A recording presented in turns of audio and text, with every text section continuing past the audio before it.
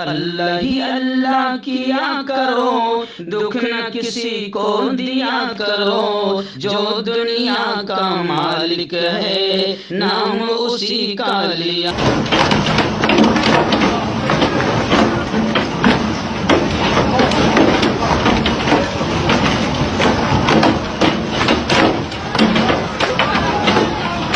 السلام علیکم ورحمۃ اللہ وبرکاتہ۔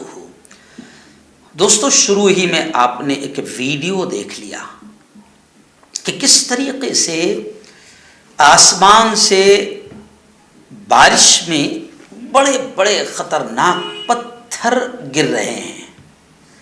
اب وہ گر نہیں رہے ہیں، کسی کے حکم سے گر رہے ہیں یا پھر گرائے جا رہے ہیں۔ آج اس ویڈیو کو سامنے رکھتے میں تھوڑی سی بات سمجھانے کی کوشش کروں گا۔ اللہ کرے کہ یہ حکومتوں کے بھی سمجھ میں آ جائے، ہمارے بھی سب کے سمجھ میں آ جائے۔ جی ہاں، آپ جانتے ہیں کہ قرآن مقدس ایک ایسی کتاب ہے جس میں اس بات کا ذکر کیا گیا ہے کہ دنیا میں ایک قوم ایسی گزری ہے کہ جن پر اللہ نے عذاب کی شکل میں پتھروں کی بارش برسائی تھی اور بڑے خطرناک انجام کا وہ شکار ہوئے تھے۔ پتھروں کی بارش برسائی تھی۔ کیوں برسائی تھی میں یہ بھی بتاؤں گا۔ اور قرآن تو بھرا پڑا ہے، اللہ نے بہت ساری قوموں کا ذکر اللہ نے قرآن پاک میں کیا ہے، اور یہ ویڈیو بھی جو ہے قرآن پاک کی سچائی کو بیان کر رہی ہے۔ اور آج لوگوں نے اپنی آنکھوں سے دیکھ لیا، جہاں یہ بارش ہوئی ان لوگوں نے بھی دیکھا اپنی آنکھوں سے کہ آسمان سے کیسے بڑے بڑے پتھر برس رہے ہیں، اور ہم نے بھی ویڈیو کی شکل میں دیکھ لیا کہ آسمان سے کیسے پتھر برس رہے ہیں، اور گاڑیوں کا کیا حال ہو رہا ہے، اور انسان اگر اس کے نیچے آئے تو ان کا کیا حال ہوگا۔ خیر، یہ ویڈیو کہاں کی ہے پوری تفصیل تو نہیں آ رہی ہے، لیکن بتایا جا رہا ہے کہ یہ رومانیہ جو ملک ہے وہاں کی یہ ویڈیو ہے، اور اب ویگیانک بھی ماننے لگے ہیں کہ قرآن آسمانی سچی کتاب ہے۔ جی ہاں، قرآن پاک میں کئی قوموں کا ذکر ہے کہ جب انہوں نے سچائی کو تسلیم نہیں کیا، حق کو نہیں مانا، نبیوں کی باتوں کو نہیں سنا، نبیوں کو ٹھکرایا، نبیوں کو جھوٹا کہا، نبیوں کو تکلیف دی، نبیوں کو مارا، تو قرآن پاک میں ایسے کئی انبیاء اور کئی رسولوں کے ذکر ہے کہ جب ان کے قوموں نے ان کی بات کو نہ مانی تو پھر اللہ رب العزت نے باقاعدہ عذاب بھی ان پر بھیجا۔ جی ہاں، حضرت موسیٰ کی قوم کا ذکر ہے، حضرت یونس کی قوم کا ذکر ہے، حضرت عیسیٰ کی قوم کا ذکر ہے، بہت سارے نبیوں کا ذکر ہے۔ لیکن آج میں جو ذکر کر رہا ہوں کہ یہ ویڈیو آپ نے دیکھا کہ آسمان سے پتھروں کی بارش ہو رہی ہے، تو قرآن مقدس میں ایک قوم کا خاص طور سے ذکر کیا گیا، اور اس ویڈیو کو میں جان بوجھ کر اس لیے بنا رہا ہوں تاکہ جو لوگ آج بھی یہ حرکت کر رہے ہیں وہ سمجھ جائے کہ اللہ کا عذاب اس انداز میں آ سکتا ہے۔ تب ایک قوم تھی، قرآن میں اس کا ذکر ہے، قوم لوط۔ قوم لوط، حضرت لوط علیہ الصلوۃ والتسلیم، ان کی قوم کو قوم لوط کے نام سے کہا جاتا، یاد کیا جاتا ہے، جانا جاتا ہے۔ تو قوم لوط کو حضرت لوط علیہ الصلوۃ والتسلیم بہت سمجھاتے تھے کہ دیکھو تم یہ گناہ نہ کرو۔ ان کا گناہ کیا تھا؟ خاص طور سے اس کو سن لینا۔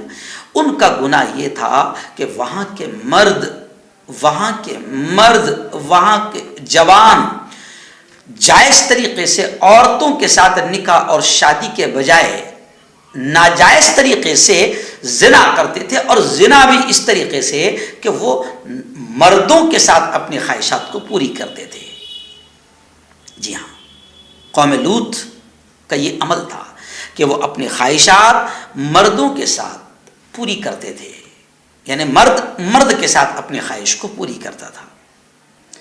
اللہ نے حضرت لوط علیہ الصلوۃ والسلام کے ذریعے سے اس قوم کو سمجھایا۔ آخر حضرت لوط اس قوم کو مناتے تھے، سمجھاتے تھے کہ دیکھو تمہارے لیے اللہ نے عورتوں کو پیدا کیا ہے، عورتوں کے ساتھ آپ جائز طریقے سے اپنے خواہشات کو پوری کریں، لیکن یہ قوم حضرت لوط علیہ الصلوۃ والسلام کی ایک بات نہیں مانتی تھی۔ حضرت لوط علیہ الصلوۃ والسلام ان کو ڈراتے بھی تھے کہ دیکھو اللہ ناراض ہوگا، اللہ کا غضب آئے گا، اللہ کا غصہ آئے گا، قوم نہیں مانتی تھی. ایک دن تو قوم نے کہہ دیا کہ اے لوط اگر تو سچا ہے اپنی باتوں میں تو چل لا ہم پر, تو کہتا نا کہ اللہ عذاب بھیجے, چل لا ہم پر عذاب لا کر دکھا. اللہ نے پھر فرشتوں کو بھیجا.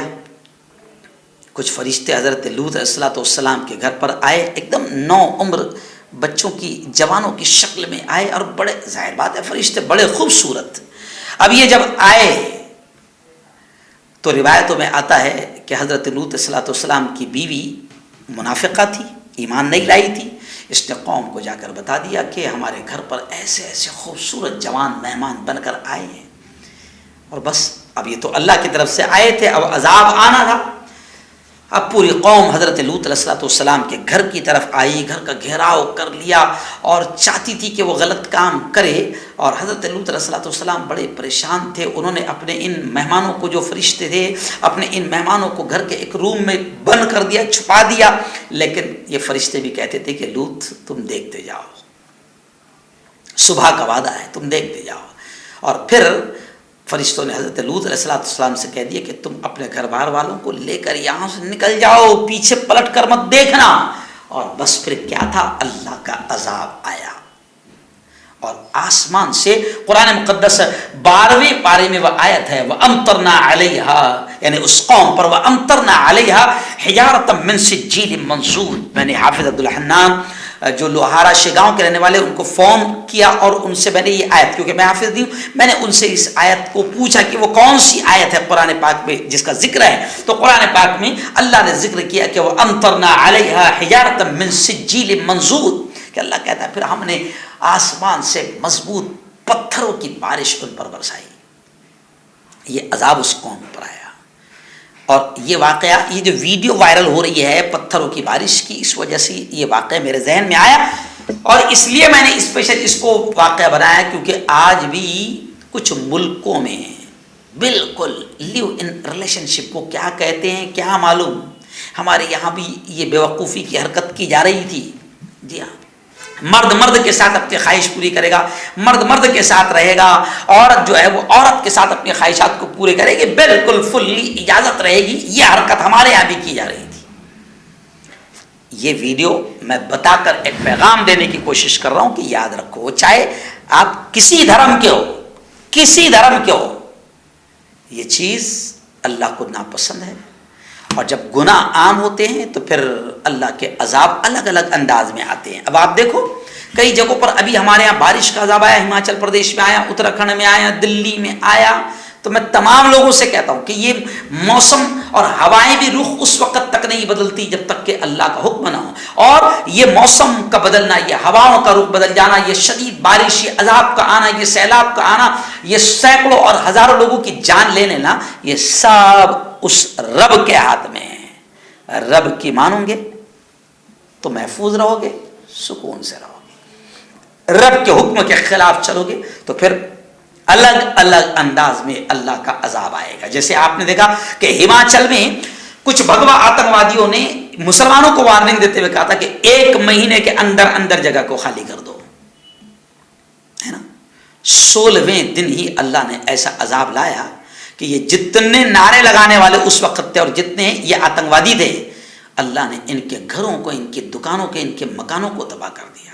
ہم تو یہ کہتے ہیں کہ سب اللہ کے بندے ہیں, ہندو ہے, مسلمان ہے, دلت ہے, بودھ ہے, جین ہے, برہمن ہے, سب اللہ کے بندے ہیں. ہم تو یہ کہتے ہیں کہ اس اللہ کو اس کے تمام بندوں سے پیار ہے.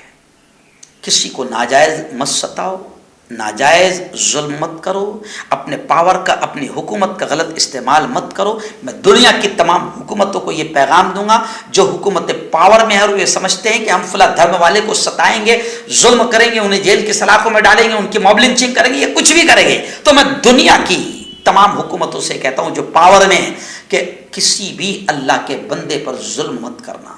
کل ہی میں نے ایک شارٹ بولا تھا کہ بس اتنا دھیان رکھو کہ کوئی اللہ سے تمہاری شکایت نہ کر دے.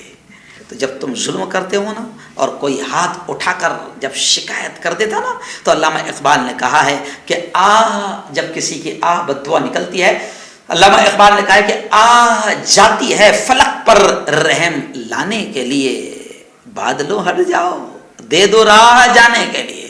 تو جب کسی کی آہ نکلتی ہے نا تو پھر حکومتیں تباہ ہو جاتی ہے، اقتدار ختم ہو جاتا ہے، اور پھر اقتدار پر بیٹھنے والے جو حکمران ہوتے ہیں ان کو اپنی جان بچا کر ہیلی کاپٹروں میں بھاگتے ہوئے ہم نے دیکھا ہے، ملک چھوڑتے ہوئے ہم نے دیکھا ہے۔ اس لیے ہر حکومت کے ہر حاکم سے میں کہوں گا اور ہر قوم سے میں یہ کہوں گا کہ کسی بھی اللہ کے بندے پر ناجائز ظلم مت کرو، اللہ کے بندوں کو نہ ستاؤ، ورنہ اللہ کی لاٹھی میں آواز نہیں ہوتی۔